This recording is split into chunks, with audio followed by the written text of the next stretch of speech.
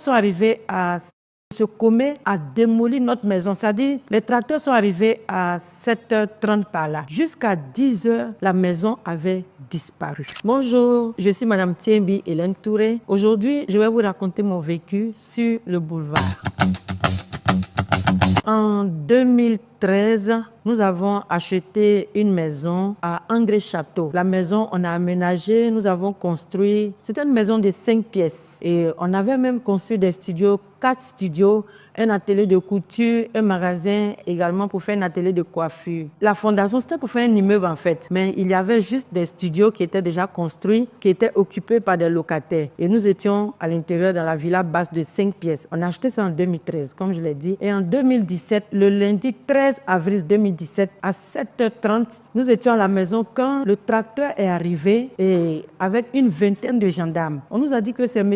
Comé Bakari qui les envoie parce que la maison qu'on occupe, le terrain sur lequel la maison a été construite, lui appartiendrait. Et M. Comé a démoli notre maison. C'est-à-dire, les tracteurs sont arrivés à 7h30 par là. Jusqu'à 10h, la maison avait disparu. Les enfants étaient à l'école. Je suis mère de famille. Nous avions 4 enfants et 8 protégés.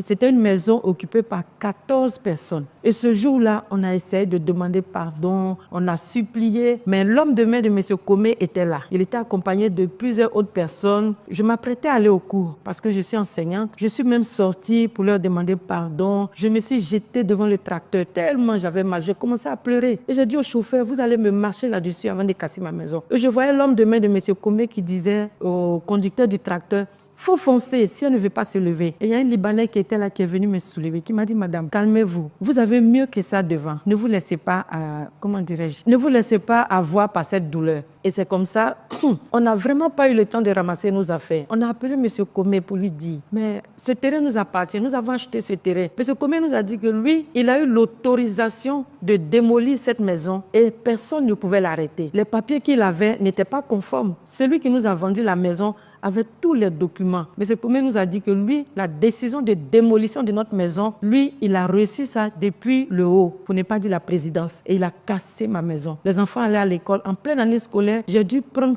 toute la famille, les enfants, pour les envoyer à Boisseau chez mes parents qui sont là-bas. Et nous sommes restés, nos bagages à l'église, sous la bâche. On dormait chez des amis pendant près de 1 mois. Mon mari n'avait pas de travail. Il avait perdu son emploi.